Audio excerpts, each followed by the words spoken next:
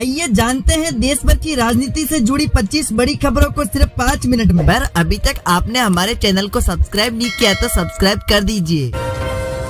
कांग्रेस महासचिव प्रियंका गांधी वाड्रा 31 अक्टूबर को तेलंगाना के महबूब नगर जिले में चुनावी रैली को करेगी संबोधित। पल्लामूर प्रजा मेरी नामक सार्वजनिक रैली कोल्हापुर निर्वाचन क्षेत्र में आयोजित की जाएगी, जहां पूर्व मंत्री जुप्पली कृष्ण राव पार्टी के उम्मीदवार हैं। प्रधानमंत्री नरेंद्र मोदी, गृह मंत्री अमित शाह और राष्ट्रीय अध्यक्ष जेपी नड्डा सहित शीर्ष भाजपा नेता जल्द ही मिजोरम में 7 नवंबर को होने वाले विधानसभा चुनाव के लिए अभियान में होंगे शामिल। मध्य प्रदेश में विधानसभा चुनाव के लिए टिकट वितरण के बाद भारतीय जनता पार्टी में विरोध और बगावत थमने का नाम नहीं ले रही है। पूर्व मंत्री रुस्तम सिंह ने पार्टी की प्राथमिक सदस्यता से दिया इस्तीफा। मध्य प्रदेश में कांग्रेस को बड़ा झटका। पूर्व जीपी अध्यक्ष मलकीत सिंह संधू ने सुबह पार्टी अध्यक्ष को अपना इस्तीफा भेजा। वहीं उपचुनाव में कांग्रेस प्रत्याशी रही आशा दोहरे ने भी शाम को अपना इस्तीफा पार्टी को सौंप दिया। इसके अलावा उनकी सास वरिष्ठ कांग्रेसी और पूर्व नेता प्रतिपक्ष अनीता जैन और उनके बेटे सेक्टर अध्यक्ष विकास जैन ने भी अपना इस्तीफा दिया। तेलंगाना विधानसभा चुनाव से पहले भाजपा को बड़ा झटका। भाजपा नेता व पूर्व विधायक कोमारेड्डी राजगोपाल रेड्डी अगले महीने होने वाले विधानसभा चुनाव से पहले कांग्रेस पार्टी में लौट सकते हैं। उनके 1-2 दिन में राहुल गांधी की मौजूदगी में दिल्ली में औपचारिक रूप से पार्टी में शामिल होने की है संभावना। आय से अधिक संपत्ति मामले में झारखंड विधानसभा नेता प्रतिपक्ष अमर कुमार बावरी की मुश्किलें बढ़ सकती है। हेमंत सोरेन कैबिनेट फैसले के अनुसार एंटी करप्शन ब्यूरो ने बावरी सहित राज्य के पूर्ववर्ती रघुदास सरकार के 5 मंत्रियों के खिलाफ जांच की शुरू। आंध्र प्रदेश की जनता के लिए पूर्व सीएम और टीडीपी प्रमुख एन चंद्रबाबू नायडू ने दशहरे से पहले एक खुला पत्र जारी किया, जिसमें उन्होंने विश्वास जताया कि न्याय निश्चित रूप से मिलेगा, भले ही इसमें देरी क्यों न हो। राजस्थान में बीजेपी की दूसरी लिस्ट से पार्टी में मचा सियासी घमासान। प्रदेशाध्यक्ष सीपी जोशी के होम टाउन चित्तौड़ में निकली इनके पुतले की शव यात्रा। समाजवादी पार्टी के नेता और पूर्व मंत्री आजम खान के बेटे अब्दुल आजम हरदोई जिला कारागार जेल में बंद है। अब्दुल्ला आजम को रामपुर जेल से हरदोई जेल में किया गया शिफ्ट।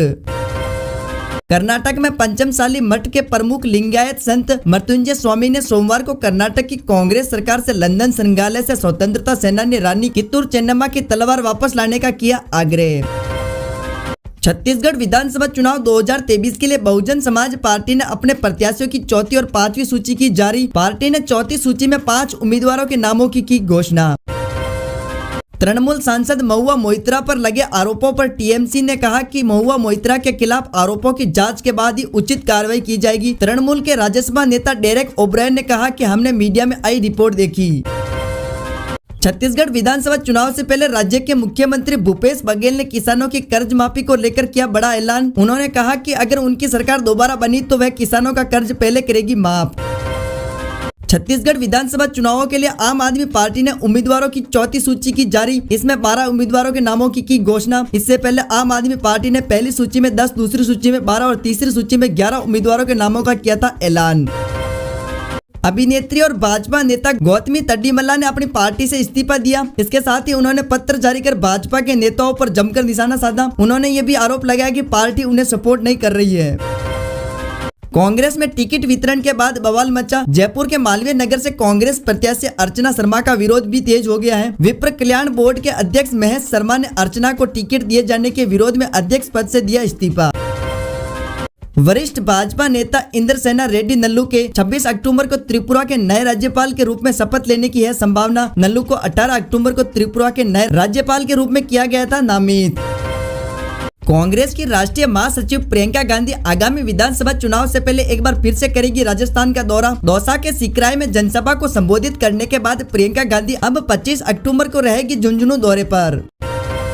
मध्य प्रदेश के पूर्व मुख्यमंत्री दिग्विजय सिंह ने ईवीएम मशीनों के टेम्परिंग रोकने के लिए चुनाव आयोग को दिया बेहतरीन सुझाव। उनका कहना है कि अगर उनके प्रस्ताव को आयोग मानता है तो इलेक्ट्रॉनिक वोटिंग मशीन में टेम्परिंग की शिकायत को पूरी तरह से किया जा सकता है दूर।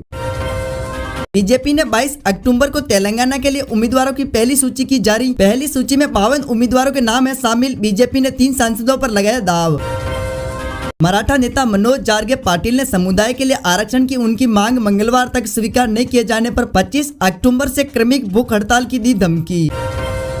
अगले महीने होने वाले विधानसभा चुनाव से पहले बीकानेर में वरिष्ठ दलित नेता शिवदान मेघवाल ने अब हनुमान बेनीवाल की पार्टी आरएलपी का थामा दामन। खीमसर विधानसभा के दियावड़ी गांव निवासी शिवदान को खुद आरएलपी प्रमुख हनुमान बेनीवाल ने पार्टी कराई ज्वाइन।